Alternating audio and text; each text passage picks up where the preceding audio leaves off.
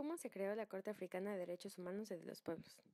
Bueno, esta corte fue aprobada durante una conferencia el 27 de julio de 1981, durante la 18ª Asamblea de Jefes de Estado y Gobierno de la Organización de la Unidad Africana, que fue realizada en Nairobi, Kenia.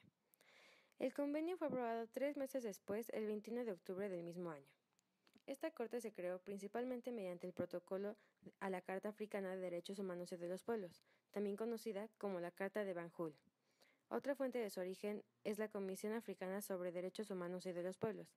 Esta fue establecida por aquellos estados que forman parte de la Unión Africana y entró en vigor el 9 de junio de 1998. La Corte Africana de Derechos Humanos y de los Pueblos establece sus funciones al final del preámbulo y establece que promover y proteger los derechos y libertades de los humanos y de los pueblos, teniendo en cuenta la importancia tradicionalmente considerada en África a estos derechos y libertades, es su principal misión. Más tarde, en el capítulo 2 especifica que esta función incluye recopilar documentos, emprender estudios e investigar problemas en materia de derechos humanos en África. También es formular y establecer principios o normas legales destinadas a resolver estos problemas, garantizar la protección de estos derechos humanos y de los pueblos, e interpretar todas las disposiciones de la presente carta a petición de un Estado firmante o de cualquier organización africana reconocida por la OUA. ¿Qué quiere decir esto? Que también determina las funciones de las organizaciones en función a las facultades que tiene. Y también tiene la tarea de llevar a cabo cualquier otra cosa que la Asamblea de Jefes de Estados y el gobierno le encomiende. Bueno, los Estados miembros deben enviar un informe cada 2 años sobre las medidas legislativas u otras tomadas con el fin de hacer efectiva la Carta. También se envían comunicados a la Comisión cada sesión, que se hace una vez al año o cuando el presidente la considere necesaria. Y se elegirá por mayoría simple qué comunicado se discutirá. Sin embargo, cualquier consideración importante también podrá ser tratada antes de sesión con el presidente. En caso de encontrar un caso en el que se deba de hacer efectiva la carta porque se ha demostrado el incumplimiento, la comisión llamará la atención de la Asamblea de Jefes y Estados y el gobierno respecto a los casos. Hablando de la jurisdicción, en virtud del artículo 3 del protocolo, la Corte es competente para ocuparse de todos los casos y controversias que se le presenten en relación con la interpretación y aplicación de la Carta, el protocolo y otros instrumentos pertinentes de derechos humanos ratificados por los estados interesados. El tribunal podrá, a petición de un Estado miembro de la Unión Africana, cualquiera de los órganos de la Unión Africana o cualquier organización africana reconocida por la Unión Africana, proporcionar una opinión sobre cualquier asunto legal relacionado a la Carta o cualesquiera otros instrumentos pertinentes de derechos humanos, a condición de que la materia objeto de la opinión no esté relacionada con una cuestión de ser examinada por la Comisión. En febrero del 2009, la Asamblea de Jefes de Estado y de Gobierno de la Unión Africana pidió a la Comisión de la UA, en consulta con la Comisión Africana de Derechos Humanos y de los Pueblos y la Corte Africana de Derechos Humanos y de los Pueblos, evaluar las consecuencias de la prórroga, la competencia de la Corte para juzgar los crímenes internacionales, como el genocidio, los crímenes contra la humanidad y crímenes de guerra.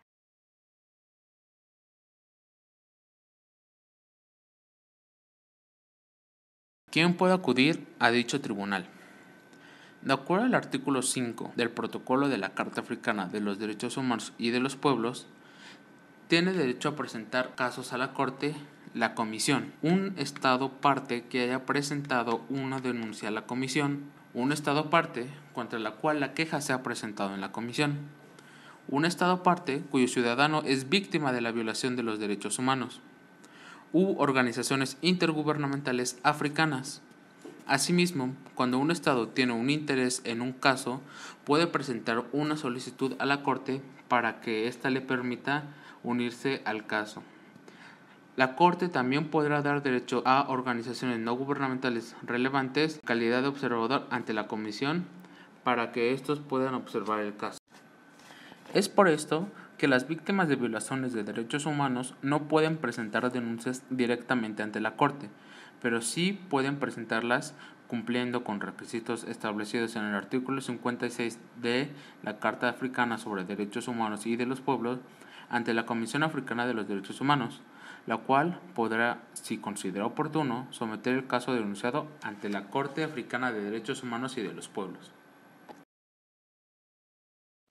¿Es un tribunal efectivo o no? De acuerdo con el investigador, el sistema africano de derechos humanos todavía se encuentra en evolución. El problema no radica tal cual en los compromisos colectivos que han adquirido los derechos africanos con respecto a los derechos humanos, sino más bien a su actitud individual cuando se trata de demandar estos mismos.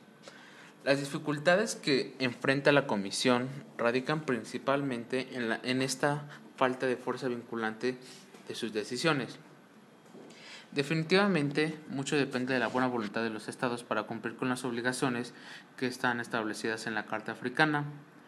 Precisamente fue por esto que se pensó en crear un órgano de tipo judicial que podría llegar a suplir muchas de las deficiencias del sistema. Sin embargo, es de muy poca ayuda, si no es que nula, si no existen estas vías institucionales adecuadas que hagan que los estados garanticen y respeten efectivamente los derechos humanos.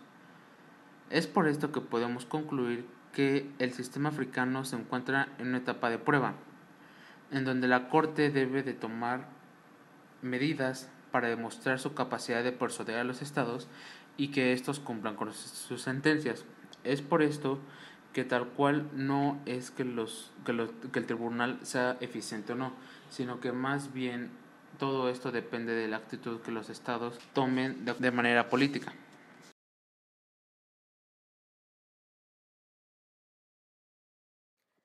El 27 de enero de 2012, empleados que formaban parte de la comunidad del este de África, específicamente ciudadanos de Tanzania, mediante una solicitud presentada ante la Secretaría del Tribunal, informaron a la Corte Africana de Derechos Humanos y de los Pueblos acerca de derechos básicos que no se respetaban en su lugar de trabajo, por lo cual Tanzania fue llevada ante la Corte.